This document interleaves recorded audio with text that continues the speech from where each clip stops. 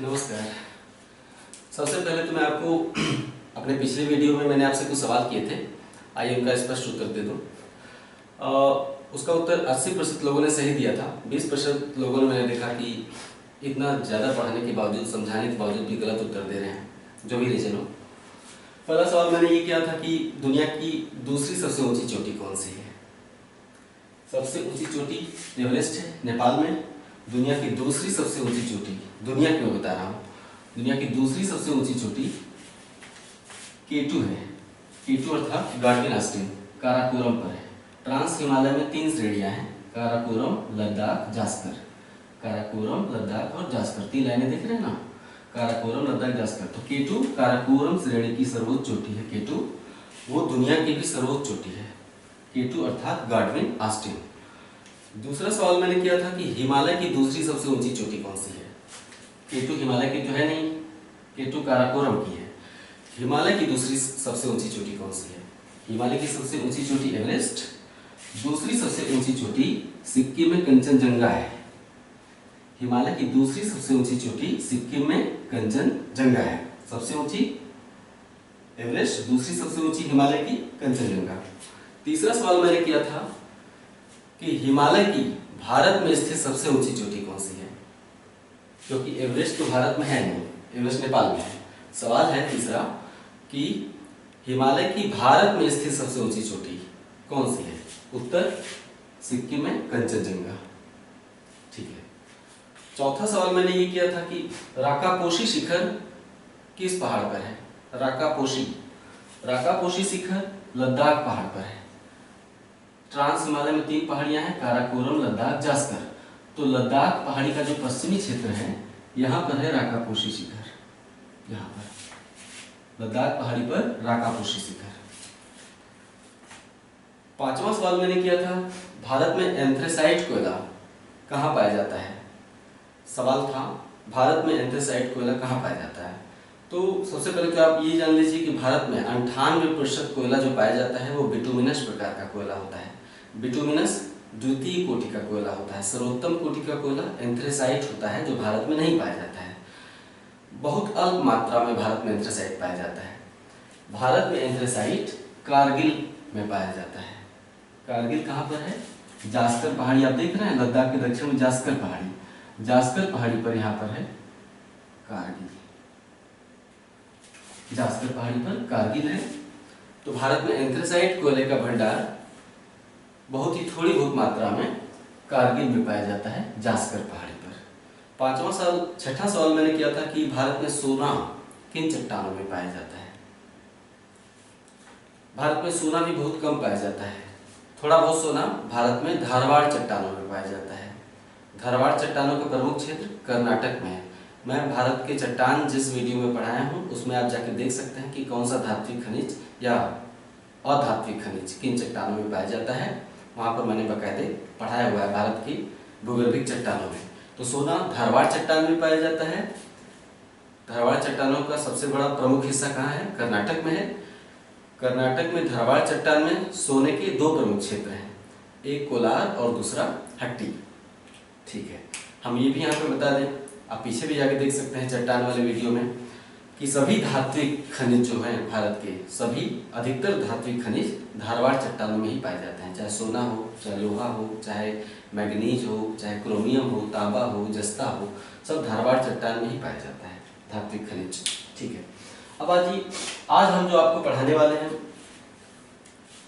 उसके अंतर्गत हम आपको हिमालय का नदियों के आधार पर विभाजन पढ़ाएंगे।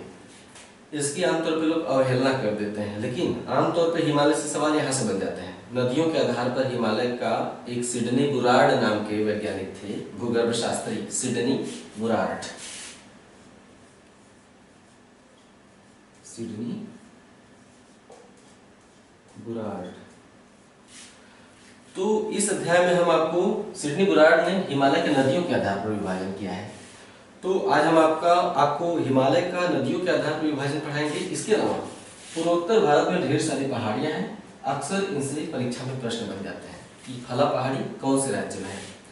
तो नदियों के आधार पर हिमालय का विभाजन इस वीडियो में होगा और साथ ही पूर्वोत्तर भारत की पहाड़ियां होंगी। चूंकि ये छोटी हुई थी तो एक वीडियो में इनको मैंने संयोजित कर दिया है। आइए देख लीजिए, इसके बाद हिमालय आपका खत्म हो जाएगा।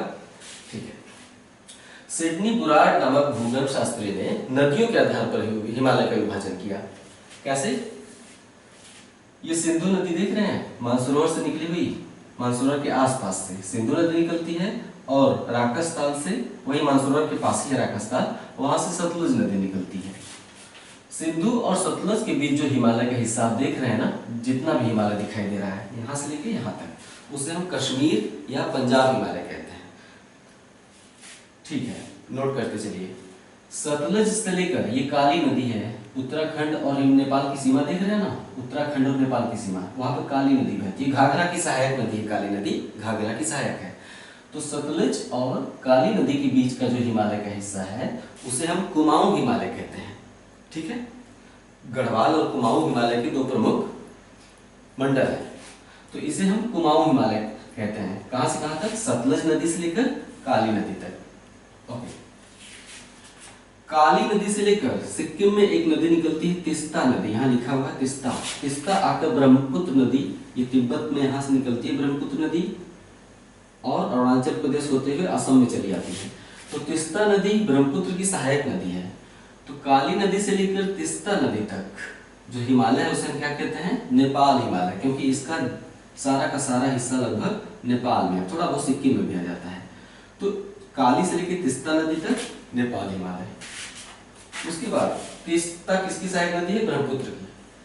तिस्ता नदी से लेकर दिहंग नदी तक, अरुणाचल में ब्रह्मपुत्र नदी को दिहंग कहते हैं,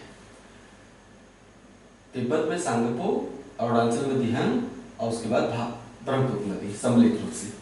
तो तिस्ता नदी से लेकर दिहंग नदी तक का जो क्षेत्र है हिमालय का, उसे हम कहते हैं असम हिमालय। ठीक है, पंजाब या कश्मीर हिमालय, कुमाऊं हिमालय, नेपाल हिमालय, असम हिमालय। प्रश्न ऐसे बनते हैं कि नेपाल हिमालय किन दो नदियों के बीच है? तो अगर आपको पता नहीं है तो दो नदियों को चुनने में दिक्कत हो जाएगी। ऑप्शन में दो दो नदियां रहेंगी, किसी एक विकल्प में रहेगा काली और तिस्ता, तो आपको काली और तिस्ता चुन लेना होगा। कश्मीर हिमालय किन दो नदियों के बीच है? सिंधु और सतलुज। कुमाऊं हिमालय किन दो नदियों के बीच से सवाल बनेगा? आप वो विकल्प चुनेंगे जिसमें सतलुज और काली लिखा हो, है ना। तो चार भागों में हिमालय का विभाजन नदियों के आधार पर किया गया है। इन चारों हिमालय के जो भाग हैं, हिमालय के चार भाग, इनकी छोटी छोटी विशेषताएं हैं कुछ, जहां से प्रश्न पूछे जाते हैं, कुछ तथ्य बन जाते हैं। आइए देख लेते हैं। कश्मीर हिमालय में वैष्णो देवी का मंदिर है। वैष्णो देवी का मंदिर किस हिमालय में आता है? कश्मीर हिमालय में। इसके अलावा अमरनाथ गुफा कश्मीर हिमालय में। चरार ए शरीफ मुस्लिमों का तीर्थ है। हिंदुओं के दो तीर्थ, वैष्णो देवी का मंदिर, अमरनाथ गुफा, और मुस्लिमों का एक तीर्थ चरार ए शरीफ, ये तीनों हैं कश्मीर हिमालय में। ये है जम्मू, कश्मीर के अंतर्गत जम्मू जिला है। जम्मू के उत्तर में यहाँ पे कटरा है। कटरा में ही वैष्णो देवी माँ का मंदिर है। जब आप ट्रेन पकड़ के जाते हैं बनारस से या इलाहाबाद से या दिल्ली से, तो आपकी ट्रेन कहाँ उतारती है? आपको जम्मू। हालांकि अब रेलवे लाइन उधमपुर तक चली गई है, प्रधानमंत्री ने उसका उद्घाटन भी किया था, लेकिन आमतौर पे आप जाते हैं जम्मू, ट्रेन से उतरते हैं। जम्मू से आप बाई बस जाते हैं कटरा, लगभग 25 या 30 किलोमीटर पड़ता है, 30 या 35 किलोमीटर। जम्मू से कटरा जाते हैं। कटरा में आप होटल में निवास करते हैं और वहां से फ्रेश होकर कटरा से ही आप पहाड़ की चढ़ाई शुरू करते हैं। लगभग 12 या 15 किलोमीटर वैष्णो देवी माँ की पहाड़ियों का चढ़ाई करना पड़ता है। तो कश्मीर हिमालय में है वैष्णो देवी माँ का मंदिर, अमरनाथ गुफा, चरार ए शरीफ। अब आते हैं कुमाऊं हिमालय पर।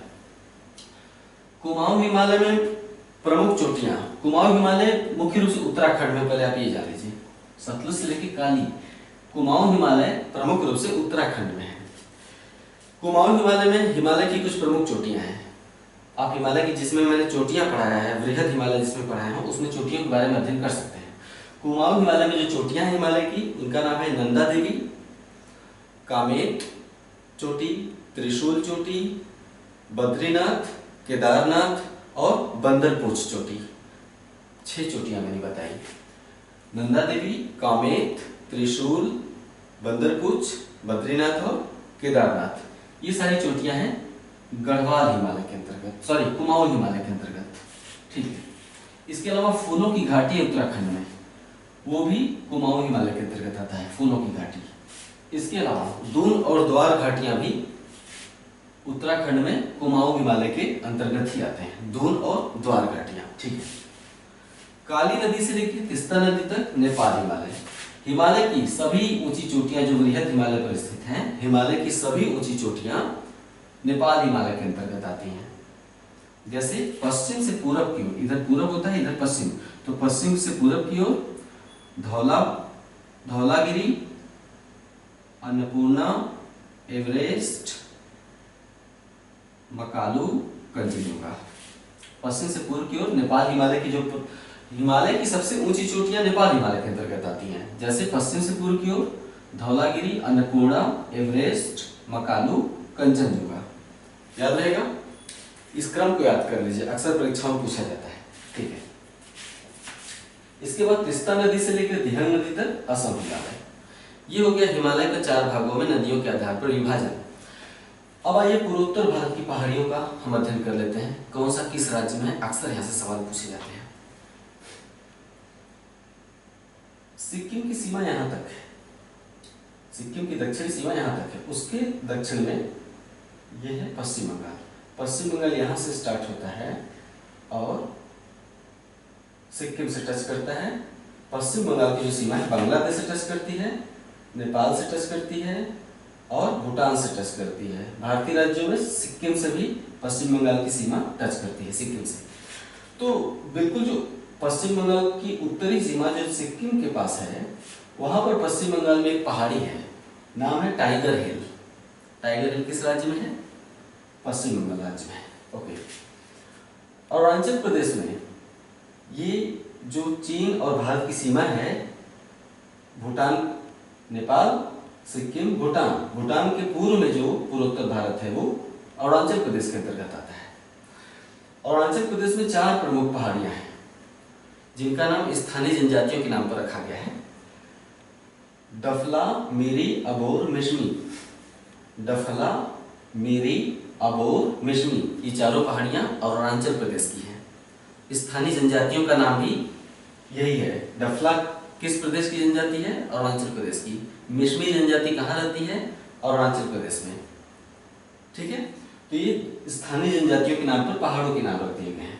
डफला, मिरी, अबोर, मिशमी जो 4 पहाड़ियां हैं वो शिवालिक श्रेणी का ही अरुणाचल प्रदेश में विखंडित रूप में विस्तार है। मैंने बताया था कि लाल रेखा बृहद हिमालय, हरी रेखा, आप हिमालय चैप्टर जो है मुख्य भाग बृहद हिमालय वाले वीडियो में जाकर इसे पढ़ सकते हैं। तो बृहद हिमालय, हरे रंग की रेखा लघु हिमालय और नीले रंग की रेखा शिवालिक।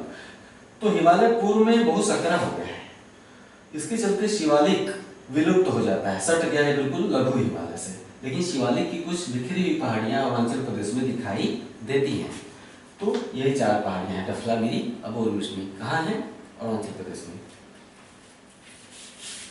इसके बाद पटकोई बोम पहाड़ी अरुणाचल प्रदेश में हिमालय का ही भाग है। हिमालय पूर्वी क्षेत्र में आकर दक्षिण की ओर मुड़ जाता है। हिमालय पूर्वोत्तर भारत में दक्षिण की ओर मुड़ जाता है। तो ये जो भारत म्यांमार, ये भारत और उसके पूर्व म्यांमार, भारत म्यांमार सीमा पर जो पहाड़ियां हैं वो हिमालय की ही भाग हैं। हिमालय ही दक्षिण में मुड़कर चला आया है यहाँ तक। तो उसके जो विखंडित रूप में पहाड़ियों का हम अलग अलग नाम रख दिए हैं। जैसे पटकोई बोम अरुणाचल प्रदेश में, नगा पहाड़ियां नागालैंड में, लैमाटोल पहाड़ियां मणिपुर में, मिजो पहाड़ियां मिजोरम में। फिर से देख लीजिए, मिजोरम में मिजो, मणिपुर में लैमाटोल, नागालैंड में नगा पहाड़ी और अरुणाचल प्रदेश में पटकाई बोम। ठीक है। ये हिमालय के ही भाग हैं, ये चारों पहाड़ियां जो मैंने अभी आपको बताया।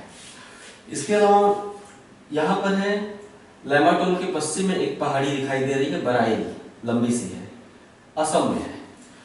असम पश्चिम बंगाल की जो सीमा देख रहे हैं ना, पूर्वी सीमा, असम यहाँ से स्टार्ट होता है और घूम के यहाँ तक चला आता है। ये बांग्लादेश असम यहाँ से स्टार्ट होता है और यहाँ पे है आपका मेघालय, ये है आपका मेघालय। तो मेघालय के उत्तर में यहाँ से असम स्टार्ट होता है और चला आता है यहाँ तक। ये है आपका असम, यहाँ से लेके यहाँ तक। तो बराइल रेंज जो है, बराइल श्रेणी या बराइल पहाड़ी असम में आ जाती है, हिमालय का ही भाग है बराइल पहाड़ी। ओके, अब इसके अलावा मेघालय में 3 पहाड़ियां हैं, तीनों का नाम है गारो, खासी, जयंतिया। पश्चिम से पूर्व की ओर गारो, उसके पूर्व में खासी, उसके पूर्व में जयंतिया। ये स्थानीय जनजातियों का भी नाम है। खासी जनजाति कहाँ रहती है? मेघालय में।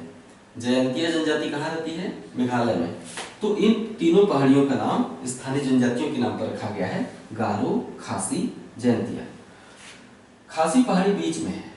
खासी पहाड़ी पर ही मेघालय की राजधानी शिलांग है और चेरापूंजी। चेरापूंजी के बारे में तो आप बचपन से ही सुनते आ रहे हैं, हालांकि इसका उल्लेख मैं जलवायु वाले चैप्टर में करूंगा।